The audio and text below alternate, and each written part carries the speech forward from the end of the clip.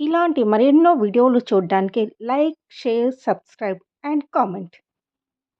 ఈరోజు ఈ వీడియోలో ప్రదోష వ్రతం అంటే ఏమిటి, గురు ప్రదోష వ్రతాన్ని ఎలా ఆచరించాలి, ఆ వ్రతఫలం ఎలా ఉంటుంది అనే విషయాలు తెలుసుకుందాము.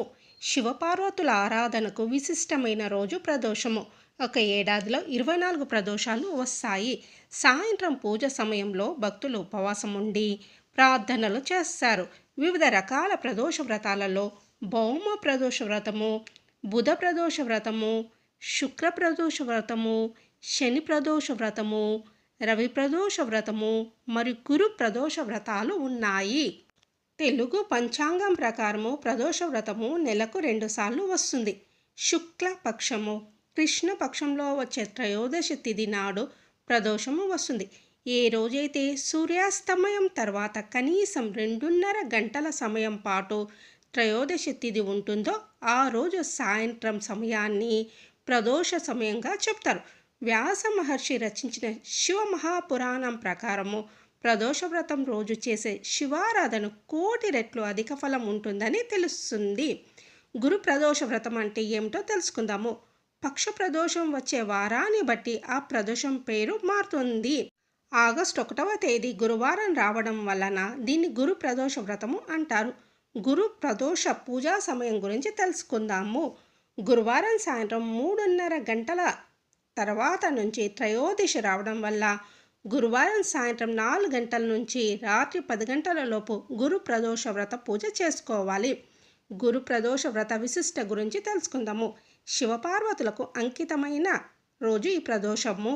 శివపార్వతులను పూజించడం వల్ల మన మనోభిష్టాలు నెరవేరుతాయి. ప్రదోష వ్రతము మహాశివునికి అంకితం చేయబడినది. ఈ రోజున శివపార్వతులను పూజిస్తారు.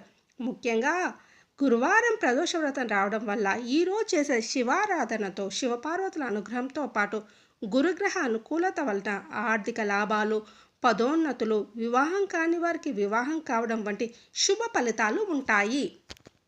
గురు ప్రదోష వ్రత పూజ ఎలా చేయాలో తెలుసుకుందాము. పరమ పవిత్రమైన గురు ప్రదోషం రోజున అత్యంత భక్తి శ్రద్ధలతో చిత్తశుద్ధితో భక్తులు ఉపవాసం ఉంటారు. ఈరోజు ఉదయమే సూర్యోదయంతో నిద్రలేచి శుచి శివపార్వతులను, కులగురువులను పసుపు రంగు పూలతో పూజించాలి. పసుపు రంగు ప్రసాదాలను సమర్పించాలి. శక్తి ఉన్న వాళ్ళు ఉపవాసం ఉంటే చాలా మంచిది. సాయంత్రం వరకు ఉపవాసం ఉండి సూర్యాస్తమయం తర్వాత ఇంట్లో సంధ్యాదీపం వెలిగించి నమస్కరించుకోవాలి. శివాష్టకము, గురు శ్లోకాలను పఠించాలి. వీలైతే గురు చరిత్రను కూడా పారాయణం చేయాలి.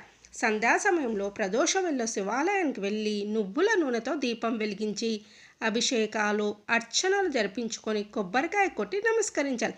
బిల్వ పత్రాలు, ఉమ్మెత్త పూలు, పండ్లు, పెరుగు, తేనె, షమి ఆకులు వంటివి దేవునికి సమర్పించాలి. ప్రదోష వ్రతం కథ చదువుకోవడం లేదా వినడం చేయాలి. తర్వాత శివుడికి భక్తి శ్రద్ధలతో హారతి ఇవ్వాలి. చివరగా పంచాక్షరి మంత్రాన్ని 108 సార్లు పఠించాలి. నానబెట్టిన శనగలను భక్తితో శివుడికి, గురువుకు నివేదించి వాటిని ఆలయంలో భక్తులకు పంచిపెట్టాలి. దక్షిణామూర్తి దత్తాత్రేయ స్వామికి 11 ప్రదక్షిణలు చేయాలి. ఇంటికి వచ్చాక ఉపవాసాన్ని విరమించాలి. ఈరోజు చేసే దానాలు ఏంటో తెలుసుకుందాము. గురు ప్రదోషం రోజు బ్రాహ్మణులకు, అన్నార్థులకు అన్నదానం చేయడం శ్రేష్టం. నానబెట్టిన శనగలను గోమాతకు తినిపించడం వలన గురుగ్రహం అనుకూలతతో పాటు కార్యసిద్ధి, ఐశ్వర్య ప్రాప్తి వంటి శుభ ఫలితాలను పొందవచ్చు. శక్తి ఉన్నవారు ఇతర దానాలను కూడా చేయవచ్చును.